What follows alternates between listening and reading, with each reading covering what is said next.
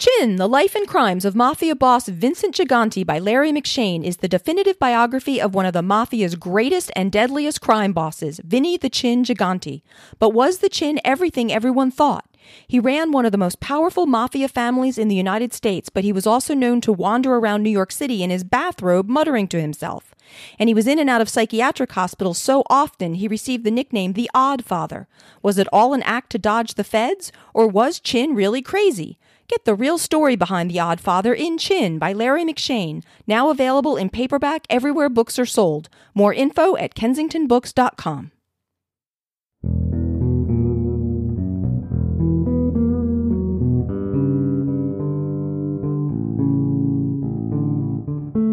Welcome to the Futility Closet podcast, forgotten stories from the pages of history. Visit us online to sample more than 9,000 quirky curiosities, from a monument to a pest to a jet-setting mannequin. This is episode 132. I'm Greg Ross. And I'm Sharon Ross. In 1944, a bizarre criminal assaulted the small town of Mattoon, Illinois. Victims reported smelling a strange odor in their bedrooms before being overcome with nausea and paralysis. In today's show, we'll pursue the Mad Gasser of Mattoon, who vanished after 10 days, leaving residents to wonder whether he had ever existed at all. We'll also ponder the concept of identical cousins and puzzle over a midnight stabbing.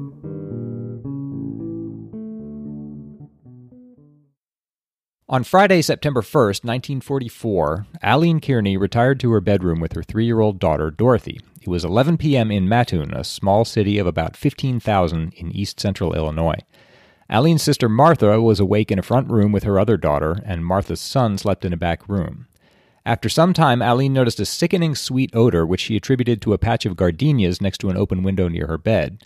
She summoned Martha and asked her whether she could smell it. Martha couldn't and left the room again. Aline said the scent intensified and her throat and lips felt dry and burning, and she felt a paralyzing sensation in her legs.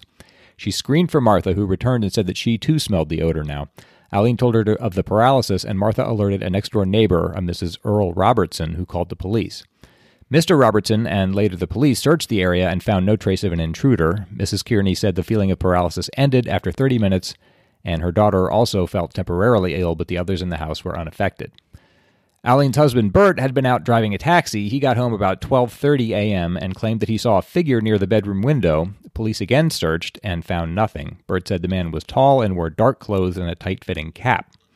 After the Kearney attack, Aline, Martha, and the 3 kids spent the rest of the night with a relative in another section of the city. Mattoon's only major newspaper was the Daily Journal-Gazette, which was read by 97% of its citizens, and which I think bears a lot of the blame for all the craziness that I'm about to tell you about. On September 2, the Gazette ran the headline, "Anesthetic Prowler on the Loose," with the subheads, "Mrs. Kearney and Daughter First Victims," and "Robber Fails to Get into Home." So no bias there. Very objective reporting. So there's a whole raft of things wrong with that, but one of them, the biggest, is that neither Mrs. Kearney nor her sister had mentioned a prowler. They had called the first time and said, "I smell something odd and don't feel well." And then when her husband got home, he's the one who said there was a prowler. The Gazette put these two things together into an anesthetic prowler that it published in these headlines. Also, who came up with the headline, "Mrs. Kearney and Daughter First Victims"? Wow. This is an anonymous story. We don't know who wrote it, but come on. After the Kearney attack was reported, and after this news coverage, 4 other attacks were reported as having occurred at about the same time, not surprisingly with that kind of coverage. At the same time as the Kearney incident, Mrs. George Ryder said she was alone with her 2 sleeping children, waiting for her husband to return from work. She was lying in bed near her children with the window closed when she heard a plop, followed by an odd smell that made her feel lightheaded. Her fingers and legs went numb, and her baby began coughing. A few blocks from there, another woman awoke to a sickly sweet odor and found her children vomiting, and 2 other households reported similar attacks. Notably, none of these people had reported them to police, told friends or relatives, fled their homes, or consulted a physician. But now that it was sort of abroad and in the news, they told the media and told police after the fact that these attacks had happened. On September 5th, Tuesday, Carl and Beulah Cordes of North 21st Street returned home at around 10 p.m. and noticed a piece of white cloth a bit larger than a man's handkerchief on their porch near the screen door. Beulah Cordes picked it up, smelled it, and said she became violently ill. She described the sensation as similar to an electric shock. Her face swelled, she felt a burning sensation in her mouth and throat, and she began to vomit. Like other victims, she also felt weak and experienced partial paralysis in her legs. She later suggested that the cloth had been left on the porch to knock out the family dog, which usually slept there, so that the prowler could enter the house. The authorities could find no chemicals on the cloth, and they could explain her reaction, and one expert said it must have evaporated.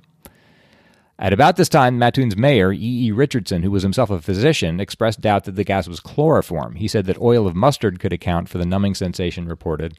And the U.S. Army's Chemical Warfare Service in Chicago offered an opinion as well. They suggested that chloropicrin was a widely available poison gas that has a sweet odor and was used commercially to exterminate vermin. So everyone is taking this seriously now and understanding these reports as facts.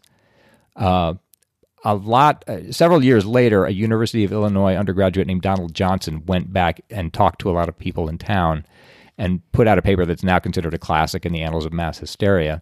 He pointed out that if there really were a mad gasser, the gas he was spraying would have had contradictory properties. He wrote, it would have to be a very potent, stable anesthetic with rapid action, and at the same time so unstable that it would not affect others in the same room. It would have to be strong enough to produce vomiting and paralysis and yet leave no observable after effects, and he couldn't think of any gas that would do this. Leaving entirely aside the question of why anyone would do this, why someone would spray gas into people's bedrooms and then run away. I mean, no one has ever assaulted or robbed. It just, why on earth would anyone even dream up a crime like this, let alone do it? On September 5th and 6th, reports of the gasser spread to most Illinois newspapers, and the major Chicago newspapers sent reporters to Mattoon and gave the story considerable space. The Mattoon Police Commissioner, the mayor, and Army experts described the gasser as real, and Richard Piper, superintendent of the Illinois Bureau of Criminal Identification and Investigation, said the existence of the anesthetic, or whatever it is genuine, which I can't understand. I've been wondering for 3 weeks why he would say that. Based on what evidence, yeah. On September 6th, Thomas Wright, the Mattoon Commissioner of Public Health and Safety, sent an urgent message to the Illinois Department of Public Safety seeking help in solving the anesthetic prowler case. That night, despite widespread patrolling by police and volunteers, 4 more attacks were reported. That's the other thing, is that this criminal is apparently superhuman because he can evade all attempts at detection and still keep spraying people. The first gassing report occurred at about 9 p.m. when Mrs. Glenda Henfershot reported a prowler lurking near her residence. Her 11-year-old daughter Glenda became ill 2 hours later. At 10 p.m., Mrs. Ardell Spangler was overcome by sickly sweet fumes in her bedroom. She felt ill and reported a parched throat and lips like most other victims. That's another thing, is that this gas doesn't affect your eyes, apparently, which is strange. Oh, that is unusual, yeah. Also, no dogs bark, someone pointed out. 2 more reports came after midnight. A woman entered her apartment, smelled an odor like cheap perfume, and entering through an open window, and felt her legs go weak as if paralyzed.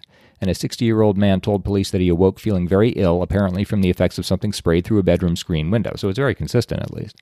He reported nausea and vomiting and that persisted for 2 hours. And his next-door neighbor said he spotted a tall, thin man running from his yard. Mattoon's police force, unfortunately, was only 2 officers and 8 patrolmen, and by September 6th, the nightly barrage of gassing reports was overwhelming them. On September 7th, state investigator Richard Piper said, "This is the strangest case I've ever encountered in many years of police work." The Gazette didn't stop. They ran another story on the 5th day, another on the 6th, and on the 7th it ran the headline, "Mad Anesthetist Strikes Again," with this opening paragraph. Mattoon's mad anesthetist apparently took a respite from his maniacal forays Thursday night, and while many terror-stricken people were somewhat relieved, they were inclined to hold their breath and wonder when and where he might strike next. So there's no skepticism whatsoever. Several attacks reported that night, understandably, after that. Ridiculously irresponsible, I thought, was the Chicago Herald-American, one of the Chicago newspapers that sent a reporter into town to cover this. Normally, that paper only reached 5% of Mattoon's residents, but probably more of them were picking it up just to sort of corroborate the stories they were reading in the Gazette. Here's one example of why I call them irresponsible. On September 8th, on hearing that the gasser had been spotted nearby, about 70 people converged on DeWitt Avenue in town, and then someone in the crowd detected a strange smell, and others were convinced they had been gassed. Here is how the Herald-American reported that. Groggy as Londoners under protracted aerial blitzing, this town's bewildered citizens reeled today under repeated attacks of a mad anesthetist who has sprayed deadly nerve gas into 13 homes and has knocked out 27 known victims. 70 others dashing to the area in response to the alarm fell under the influence of the gas last night. All skepticism has vanished, and Mattoon grimly concedes it must fight haphazardly against a demented phantom adversary who has been seen only fleetingly and so far has evaded traps laid by city and state police and posses of townsmen. So even if you live in Mattoon and don't quite trust the Gazette, if you get a paper from Chicago, you're going to read that. Wow. So it hardly even counts as hysteria. That's just, that's the fact you're being given.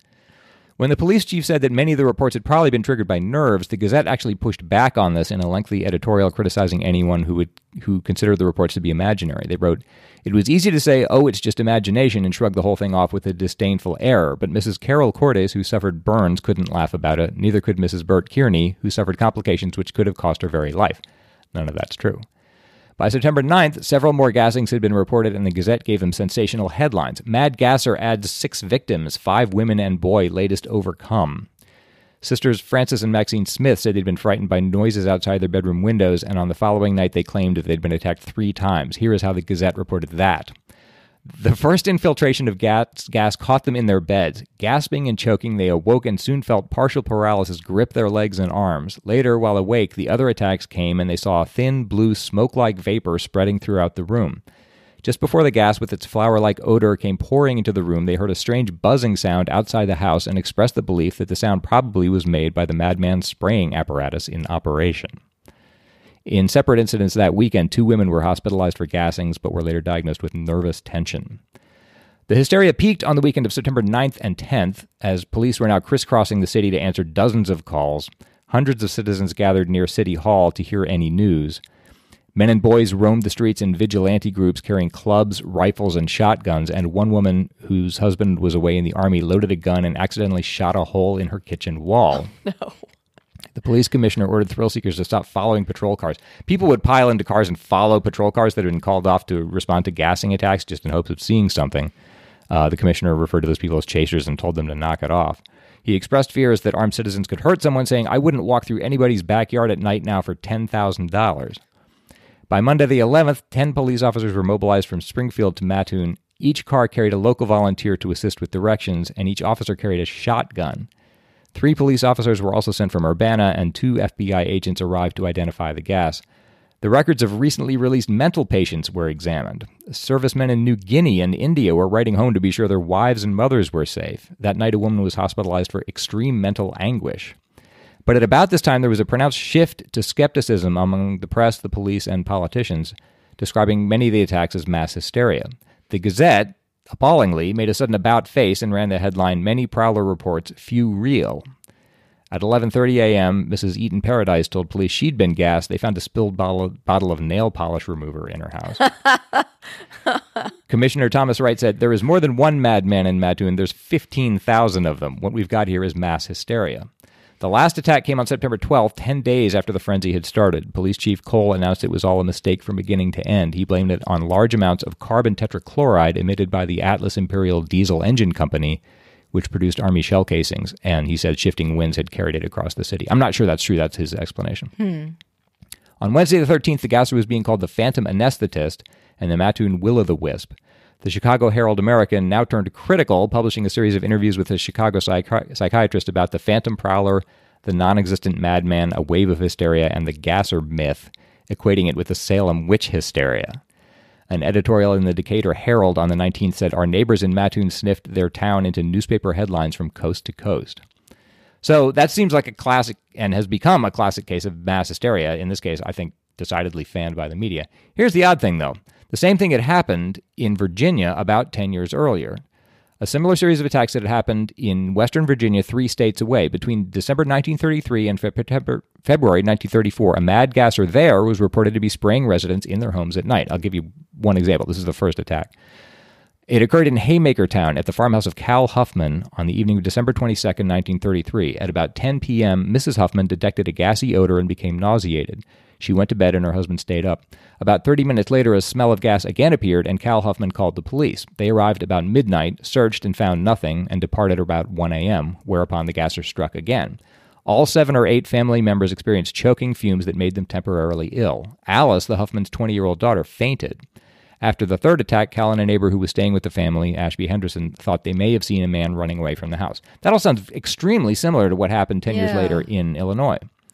It's the same pattern. The victims smelled a sickly sweet odor and became temporarily ill or weak with constricted throats and swollen faces, but they recovered quickly. No one was actually assaulted or robbed, and the local press reported the attacks as fact. The Roanoke Times ran the headline, "Gas Attacks on Homes Continue." Attacks in 2 counties in Virginia stopped when police concluded that the attacker was a figment, just as had happened in Illinois. In all, police in Roanoke County fielded 19 calls and suggested that the gas man was a product of overwrought imaginations. So, as I say, strangely, these Virginia attacks took place 10 years earlier than the ones in Illinois, but they came to light later. The Virginia attacks were covered only in the local press and only barely in the national. So it seems pretty clear from the evidence that when the attacks, quote-unquote, took place in Illinois afterward, no one involved there had actually heard of these earlier Virginia attacks. So it seems like that's just an odd coincidence, but an odd coincidence it certainly is. There are 2 unrelated cases separated by only 10 years and 500 miles. And they're both so idiosyncratic, so strange. The idea of a Mad Gasser, it seems strange that they'd happened so close together in time and space, but there doesn't seem to be any link between them. Unless there really is a Mad Gasser, I guess. For the Illinois attacks, the ones that took place later in the 1940s, the first ones I talked about here, it at least makes sense that chemical attacks were in people's minds because this was World War II was going on. Right. And in fact, someone tracked down on August 30th, just before the attacks had started, Mattoon's neighboring Charleston Daily Courier had carried a United Press story claiming that Germany could be preparing to use poison gas or developing a mystery weapon to win the war. So people were thinking about So it was this. in their minds, yeah. But that certainly wasn't the case in the 1930s. Right. It's just hard to explain why someone in a farmhouse in Western Virginia would be thinking at all about a chemical attack. Apparently, it seems to be just a coincidence. Johnson, the University of Illinois undergraduate who wrote all this up later in his paper about mass hysteria, said that prowlers and odd smells might be real, but these things don't cause paralysis and palpitations, and hysteria does. He wrote, the hypothesis of a marauder cannot be supported by any verifiable evidence. The hypothesis of hysteria, on the other hand, accounts for all the facts. So it seems that the most likely case is that these are just 2 coincidentally close cases of mass hysteria that were fanned by the media. But I guess we should say for complete mistake that it's not impossible that there was a Mad Gasser whose attacks were exaggerated by the hysteria. That it's even possible that it was one person. I mean, in one person's lifetime, they could easily have, for no reason, been spraying gas into people's bedrooms in Virginia and then moved 10 years later to Illinois and did the same thing there. You're welcome to make up your own story there to support that, but it would have to be, I think, a very strange story indeed.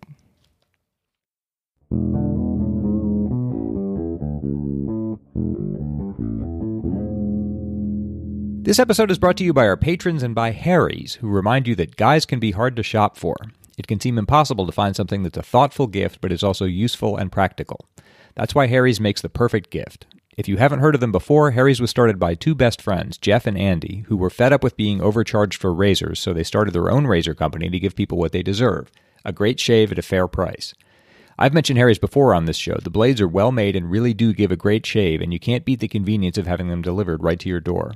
This holiday, Harry's is offering a limited edition shaving set. You get a midnight blue chrome razor handle, which you can get engraved with initials, 3 of Harry's German-engineered 5-blade cartridges, which provide a close, comfortable shave, a foaming shave cream that smells amazing, and a beautifully designed gift box.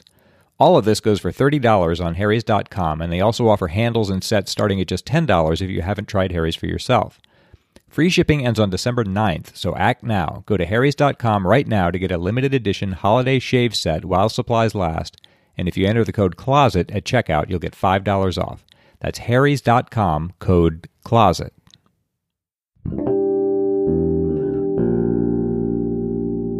One of our Icelandic correspondents, Ali Riggett, wrote in recently with the subject line, answering yes or no questions in Icelandic. There's more. Ali said, I've just listened to your most recent episode, 130, where the listener wrote to tell you about the Old English nay. I find it interesting that a few years ago they mapped the genetics of everyone in Iceland, population only 380,000, and found that 85% of the men are Norwegian descent and 62% of the women are Scottish. So the Vikings landed in Scotland about 1,000 years ago, took some women on their way, and settled in Iceland. I like to think of it more like choosing to take off with tall, blonde barbarians than being taken. So a lot of the Icelandic language, despite being Germanic in origin, has a lot of Scottishness rather than English about it. The word for no in Icelandic is nay. A lot of my Scottish friends today do pronounce no as nay. I love language travels and changes. Keep up the fantastically entertaining podcast. And Allie sent some different examples of Scottish dialect being similar to Icelandic, including what we would call a bag in English is called poke in Scottish and polka in Icelandic. To move houses is flitting in Scottish and flitja in Icelandic. What I call a mouse is moose in both Scottish and Icelandic, and brown is brune in both of those languages. That's really interesting. You could trace the movement of peoples just by the language similarity. Yeah, and I guess Iceland is kind of interesting since it's such an island, since it's geographically more isolated than some other countries. I guess it gives you just a sort of a different setting for trying to trace where the people came from and how they got their languages to be influenced. Yeah. J.C. Lundberg also wrote in about the Old English nay. Listening to the follow-up discussion of English's former 4 ways of answering binary questions, yay, nay for affirmatively phrased questions and yes, no for negatively phrased ones, made me think of the one context where we still use the older yay, nay pair, legislative voting. Legislators are asked whether they favor an affirmatively phrased question, should this bill or amendment be adopted, and say it should be yay or it should not be nay. Interesting to learn that this isn't just pointless specialized legal or procedural jargon, which I assumed, but a remnant of how ordinary people used to talk. Thanks for all your awesome work. And that actually was an interesting point. I had never thought about that before. Like, why do they still say yay and nay? I have to say I agree with him. It just sounded like some pompous, pretentious way to speak. Exactly. And I guess it's just a holdover. And that back then, it wasn't a pompous, pretentious way of speaking, right? And had a real purpose that yeah, I guess is still true. Usable now. Spoiler alert for the puzzle in episode 125. Matt Sargent wrote in about the solution to that puzzle, which involved 2 sets of identical twins marrying and producing offspring that would be genetic siblings rather than the usual cousins. Matt said, the solution to the October 10th lateral thinking puzzle may provide a clue to one of television's enduring questions. In the classic TV series The Patty Duke Show, Patty Duke plays 2 roles, that of Patty, your average American teenager, and her refined cousin Kathy, who is British.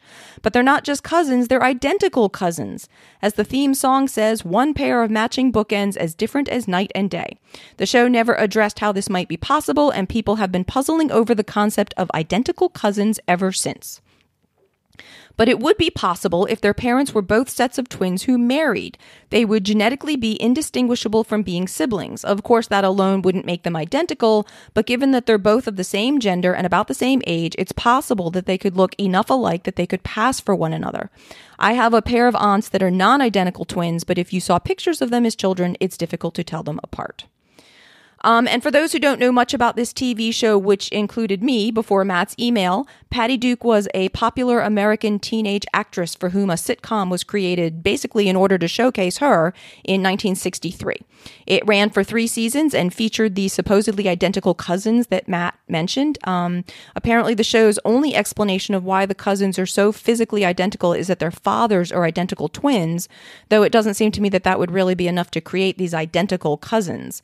As Matt suggests, if their mothers were also identical twins, that would help make it a little more plausible. But actually, it turns out there were apparently a total of 3 identical cousins, as one episode of the show contained a 3rd cousin, a Southern belle named Betsy, that was also played by Patty Duke. So we'll just have to use our imaginations for how that could even begin to be possible. That's a bizarre idea for a show. I've always heard about it. I guess I've never managed to see it. No, I hadn't either. And interestingly, when I was looking all this up, I learned that the dual role for Duke was actually technically pretty challenging for its time, as television special effects were really pretty rare in the early 1960s, particularly for a sitcom. Yeah. So it's kind of interesting that they would have committed to a show that would require such special effects when they didn't used to do that in TV in that time period. And if the goal was just to feature Patty Duke, there's a lot easier ways to do it. Just give her a conventional show. If you give her multiple roles, then you're really featuring Patty Duke.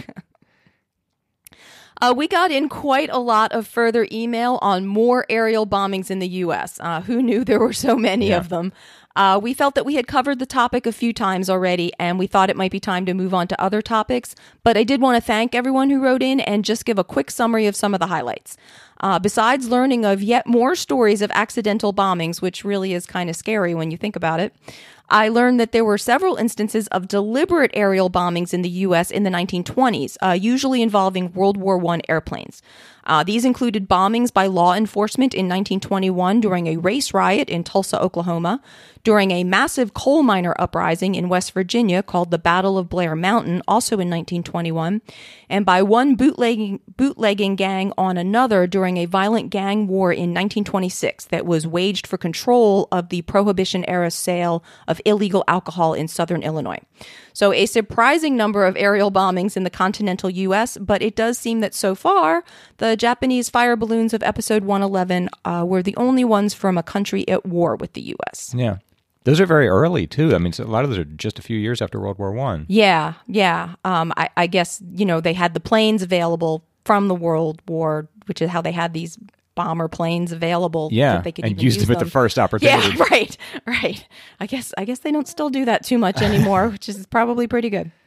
Another topic that we've received a lot of email on comes from our latest episode. One representative email is from Jaron Richardson from Barcelona. Whilst listening to the latest episode of your brilliant podcast, 131, I was intrigued to hear the segment on 5 incidents but only 1 indemnity, recounting the unfortunate calamity of a gentleman on a building site and his insurer's reaction.